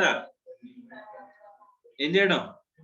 health and education cess, rebate తర్వాత హెల్త్ అండ్ ఎడ్యుకేషన్ సెస్ అవి మధ్యలో అగ్రిగేషన్ వదిలేసారా? సో తర్వాత ఏం చేయాలి? అగ్రికల్చర్ అంటే ఈ 5 హెడ్స్ లోకి కవర్ అవ్వని ఇన్కమ్ ఒకటి ఉంది. ఏంటది? Agricultural income. ఆ అగ్రికల్చరల్ ఇన్కమ్ ని మనం ఏంటికి అడ్జస్ట్ చేయాలి? Income taxable under normal rates కి మనం అగ్రిగేషన్ అప్లై చేసి మనం ఇన్కమ్ ట్యాక్స్ కనుక్కోవాలి. అర్థమైందా ఈ ప్రొసీజర్ అంతా? అర్థమైందా? ఒక sequence of aspects, sequence of transactions. ఏంది ఫస్ట్ చెక్ చేయాలి అని చెప్పేసి అంటే ఏం ఫస్ట్ చెక్ చేయాలమ్మా? Residential status. అది ప్రీవియస్ ఇయర్ కంప్లీట్ అయిపోగానే ఆ ప్రీవియస్ ఇయర్ కి సంబంధించిన రిసైడింగ్ స్టేటస్ ని బేస్ చేసుకుని అసెస్మెంట్ ఇయర్ యొక్క రెసిడెన్షియల్ స్టేటస్ డిసైడ్ అవుతుంది, అంతేనా? ఆ ప్రీవియస్ ఇయర్ లో నువ్వు ఎన్నాళ్ళు ఉన్నావు అనే దాన్ని బేస్ చేసుకునే కదమ్మా అసెస్మెంట్ ఇయర్ యొక్క రెసిడెన్షియల్ స్టేటస్ అనేది వస్తుంది. నువ్వు రెసిడెంటా, రెసిడెంట్ ఆర్డినరీ రెసిడెంటా, నాట్ ఆర్డినరీ రెసిడెంటా, నాన్ రెసిడెంటా, దేని బట్టి డిపెండ్ అయి ఉంటుంది? రిసైడింగ్ స్టేటస్ ఏనా? ఏ రిసైడింగ్ స్టేటస్? ఆ ప్రీవియస్ ఇయర్ యొక్క residing status in case of individuals. In case of individuals అంటే ఆ ఇయర్ కంప్లీట్ అయితేనే కదమ్మా నువ్వు చూడగలవు. అంటే ఆ ఇయర్ కంప్లీట్ అయిపోగానే ఫస్ట్ అసెస్మెంట్ ఇయర్ లో ఏం చెక్ చేయాలి? Residential status. ఆ తర్వాత వెంటనే ఆ తర్వాత taxable. Section 5 scope of income ప్రకారం ఏ ఇన్కమ్స్ టాక్సబుల్ అవుతాయి, ఏ ఇన్కమ్స్ టాక్సబుల్ అవ్వవు అని చెప్పేసి డిసైడ్ చేసుకోవాలి. ఆ తర్వాత చార్జబిలిటీ సెక్షన్ 4 ప్రీవియస్ ఇయర్ లో ఎర్న్ చేసిన టాక్సబుల్ ఇన్కమ్స్ ఏవైతే ఉంటాయో వాటన్నిటిని కూడా అసెస్మెంట్ ఇయర్ లో ట్యాక్స్ చేయాలి. అలా ట్యాక్స్ చేయాలంటే ఫస్ట్ ఆఫ్ ఆల్ ఇన్కమ్స్ అన్నిటిని నేనేం చేయాలి? క్లాసిఫై చేయాలి హెడ్ ఆఫ్ ఇన్కమ్స్ లోకి. ఆ హెడ్ ఆఫ్ ఇన్కమ్ లోకి ఏ ఇన్కమ్ క్లాసిఫై చేయాలంటే దీని మీద చేసుకుని డిసైడ్ అవుతుంది చార్జబిలిటీ సెక్షన్. ఆ చార్జబిలిటీ సెక్షన్ ఆ హెడ్ ఆఫ్ ఇన్కమ్ లో ఏ ఇన్కమ్ వస్తుందని చెప్తుంది. దాని ప్రకారం మనం ఆ హెడ్ ఆఫ్ ఇన్కమ్ లో తీసుకుంటాం, అక్కడ చెప్పిన ప్రొవిజన్స్ అప్లై చేస్తాం. ఫైనల్ గా ఆ ఇన్కమ్ అనేది ఆ హెడ్ నుంచి ఎంత ఇన్కమ్ అనేది మనం తీసుకోవాలో టోటల్ ఇన్కమ్ లోకి అది తీసుకెళ్తాం. ఆ టోటల్ ఇన్కమ్ లోకి తీసుకున్న తర్వాత రిమైనింగ్ ప్రొసీజర్ విల్ కంటిన్యూ. అర్థమైందా? Is it clear or not? అర్థమైందా? అర్థం కలదు.